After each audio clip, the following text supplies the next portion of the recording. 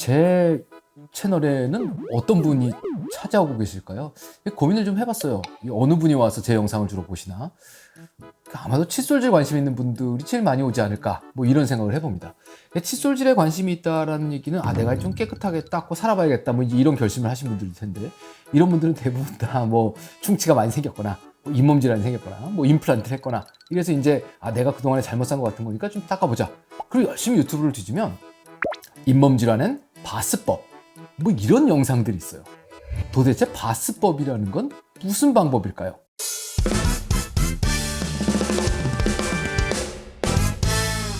바스법은 도대체 뭐냐? 이게 바스는 영어로 목욕하는 게 바스인데 목욕할 때 칫솔질하는 게 바스법인지, 이게 도대체 뭔가? 이 바스는 의사 이름입니다. 사람 이름이에요. 칫솔질법에 사람 이름이 붙은 게 꽤 있습니다.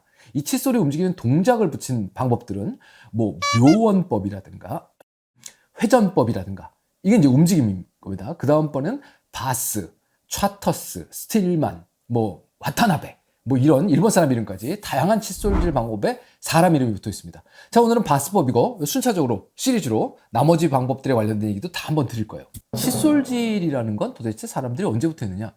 되게 옛날부터 했대요. 그런데 제대로 닦는 사람도 없었고 제대로 된 도구도 없었답니다. 그래서 사람들이 이를 잘 안 닦아가지고 잇몸 질환이 생기고 고름이 나오고 이가 흔들려서 빠지고 이런 일들이 횡행했다는 거죠. 언제까지요? 1900년대 초반까지는 다 그랬대요. 아무도 이를 잘 안 닦았답니다. 그럼 어떻게 됐을까요? 뽑았겠죠. 뽑고 나면 네가 빈자리가 있으니까 거기다 인공치아를 해놓겠죠. 뽑고 인공치아 해놓고 뽑고 인공치아 해놓고 막 이런 걸 보고 있었더니 이건 안 될 것 같다. 그래서 이를 닦는 건 좋은데 거기가 아니야, 여기를 닦아야 된다니까, 이런 얘기를 했던 분이 있어요. 이분의 이름이 바스입니다. 이 원래 긴 이름은 찰스 캐세리 바스라고 하는 CC 바스입니다. 제가 제일 존경하는 분 중에 한 분인데, 이 바스 선생님이 뭐라고 그러셨냐면, 그 맨질맨질하고 튀어나오고 혀 닿는데 이런 데는 닦을 필요가 없어. 어딜 닦아야 되냐면 잇몸 테두리를 닦아야 되는데, 그 잇몸 테두리는 이하고 잇몸이 딱 붙은 게 아니야. 그러니까 틈이 있어. 그 틈 안에다가 칫솔질을 하는 게 맞는 거야. 여길 닦아야 돼, 이런 얘기를 했답니다. 그러면서 여길 닦으라니까, 여길 닦으면 낫는다니까, 막 이런 얘기들을 여기저기 하고 다녔대요. 근데 안타깝게도 이분은 치과 의사가 아니었어요. 의사였습니다. 미생물학을 전공한 의사였습니다. 그 치과 의사들 대상으로 왜 거길 닦으면 안 돼, 여길 닦아야 된다니까, 뭐 이런 얘기를 하고 다녔으니까 치과 의사들이 좋아했겠어요? 안 좋아했겠죠. 그래가지고 슬프지만 이분이 돌아가시기 전까지는 치과 의사들이 이분 논문을 치과 쪽에 안 실어줬었다 그래요. 근데 줄기차게, 되게 오래 사셨습니다. 90 넘어 사셨는데 줄기차게 칫솔질에 관련된 얘기를 하셨답니다. 그분이 얘기했던 얘기가 이런 얘기가 있습니다. 자, 잇몸을 닦는 거다. 그러니까 칫솔을 잇몸 쪽으로 향해라. 이건 제가 얘기하는 수두하고 되게 비슷한 거죠.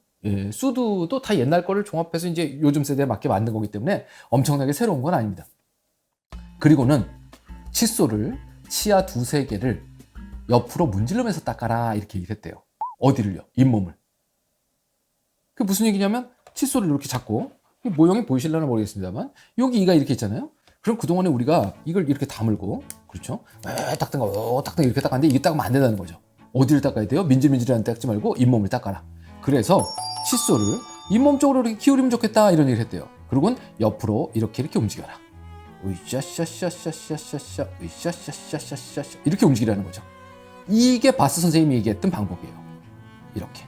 이렇게 잇몸 쪽으로 칫솔을 움직이라는 거죠. 맞는 얘기죠. 그런데 문제가 있어요. 예전에는 칫솔을 뭘로 만들었냐면 동물 털로 만들었답니다. 뭐 돼지털, 말털, 뭐 오소리털, 뭐 이런 털이죠. 근데 이제 바스 선생님이 한참 활동하던 시기에 나일론이라는 게 나왔답니다. 그런데 그 나일론이라는 걸로 칫솔을 만들어서 팔기 시작했는데, 바스 선생님이 보기에 뭐라고 그랬냐면, 이 나일론이 새로 나온 건데 동물털보다는 괜찮다. 그런데 너무 털이 뻣뻣해서 잇몸 안쪽을 닦기에는 손상을 줄 수도 있으니까 나일론 칫솔물을 쓰지 말고 동물 털을 써라 라고 얘기를 했대요. 자, 여기 되게 중요한 교훈이 있습니다. 무슨 얘기죠? 잇몸 살을 닦아야 될 때는 부드러운 걸 쓰라는 얘기를 하신 거예요. 또 다른 거는요, 끝부분이 뾰족하지 않고 가공이 잘 돼서 매끈매끈하게 동글동글하게 연마가 잘 돼 있는 걸 쓰라는 겁니다. 그런데 그 당시에는 그렇게 연마가 잘 된 나일론 칫솔모가 없었기 때문에 바 선생님은 본인 글에 뻣뻣한 나일론을 쓰지 말고 부드러운 동물털을 쓰세요 라고 써 있었다는 거죠. 이건 오늘날에도 동일하게 적용되는 겁니다. 제가 맨날 얘기하죠. 부드러운 칫솔 쓰세요. 끝이 뾰족한 거 쓰면 안 됩니다. 그 여기 또 문제가 있어요. 이거를 두세 개를 요렇게 닦으라고 그랬잖아요. 그 사람이라는 게 요렇게 두세 개를 닦고 또 요렇게 두세 개를 닦고 요렇게 두세 개를 닦아야 되는데 이렇게 닦다 보면 이렇게 돼요. 그러니까 결국은 막 문지르게 되는 걸로 잘못 움직임이 변형되는 경우들이 좀 생깁니다. 근데 얘기는 딱 맞는 얘기예요. 맞는 말씀입니다. 그래서 바스법은 좋은 방법이에요. 그런데 문제는 지금 현재 몇 년이죠? 2024년 연말로 가고 있습니다. 바스 선생님이 얘기한 건 언제 그 얘기를 했냐면 1940년대 얘기를 했어요. 그땐 칫솔이 어떻게 생겼었을까요? 그 시절 얘기입니다. 그 1940년대에서 50년대 시절에 바스 선생님이 했던 얘기를 2024년도에 왜 도대체 유튜브에서 치과 의사들이 나와서 얘기를 하고 있을까요? 그 이후에 발전이라는 게 없었고요. 치과 의사가 칫솔이나 치약에 대해서 관심 있는 사람들이 없었어요. 물론 일을 해놓고 임플란트를 하고 이렇게 인공수복물을 하는 데는 관심이 많아서 그쪽은 기술이 많이 발전했는데 지금도 칫솔질은 6.25 전쟁 전 이야기를 하고 있어요. 그리고 그걸 유튜브에 올리면서 잇몸 질환엔 바스법이다 이렇게 얘기합니다. 이걸 올리면서는 좀 부끄러운 생각이 들어야 된다고 저는 생각을 해요. 그렇잖아요? 환자들이 제일 관심 있어하고 궁금해하는 얘기들을 해주려면 그거에 대해서 무언가 본인들이 공부도 해보고, 그렇죠, 치과 의사가, 그렇죠, 연구도 해보고 또 임상적으로 적용도 해보고 그래야 될 텐데 칫솔질을 바스법으로 올려놓으면 그래도 관심 있는 사람들이 좀 와서 보고 우리 조회수가 올라가지 않을까? 그럼 그거는 사실은 의사가 유튜브 해야 될 이유는 아니잖아요. 네. 오늘 드리고 싶은 얘기는 이겁니다. 바스 선생님은 되게 훌륭하신 분이고 치과 의사들에게 칫솔질을 하는 게 되게 중요하다. 미생물학적으로 이 얘기를 어떻게 보면 처음 하신 분일 수도 있어요. 그것 때문에 핍박을 좀 받으셨죠. 그리고 어딜 닦아야 된다 그러면 잇몸, 테두리를 닦아야 된다고 그러셨습니다. 그리고 되게 중요한 얘기 뭐라고 그랬죠? 부드러운 걸 쓰라고 그랬습니다. 뻣뻣한 거 쓰지 말고 끝이 뾰족한 거 쓰지 말고요. 그런데 세월이 50년, 60년, 70년이 흘러간 후에 좀 달라져야겠다 라고 해서 나온 방법이 제가 지금 열심히 얘기하고 있는 수드라는 방법이죠. 첫 번째는 뭐죠? 잇몸 살을 닦아야 된다. 그러니까 어떻게 한다고 그랬어요? 칫솔을 연필 잡듯이 잡아야 된다고 그랬습니다. 움켜 잡지 말고. 이게 1번이죠. 그죠? 칫솔을 연필 잡듯이 잡아야 된다. 그 다음번에는요, 칫솔이 잇몸을 향해야 된다. 그래서 칫솔이 잇몸을 향하게 약간 기울이시라고 그랬습니다. 그 다음번에 되게 중요한 얘기가 하나 있어요. 바스 선생님이 뭐라고 하셨죠? 이 모형을 잠깐 보시면, 예, 이렇게 잡고 두세 개를 이렇게 닦으라고 그러셨어요. 잇몸 쪽으로. 그런데 이렇게 닦다 보면 이렇게 문지르게 된다고 그랬죠. 사람이라는 게 그렇습니다. 그래서 수드에서는 어떻게 움직여요? 얘를 하나에다 대고 이렇게 갔다가 다시 돌아오고 이렇게 갔다가 다시 돌아오고 이렇게 갔다가 다시 돌아오고 작은 원을 그리면서 이렇게 닦으시라고 말씀을 드려요. 어떻게 보면 일종의 바스법의 변형인 게 맞습니다. 그죠? 하늘 아래 새로운 건 없거든요. 이렇게 한 치아를 동글동글하게 닦으면 막 문지르게 될 가능성이 없어지는 거죠. 그럼 잇몸이 다칠 가능성도 없습니다.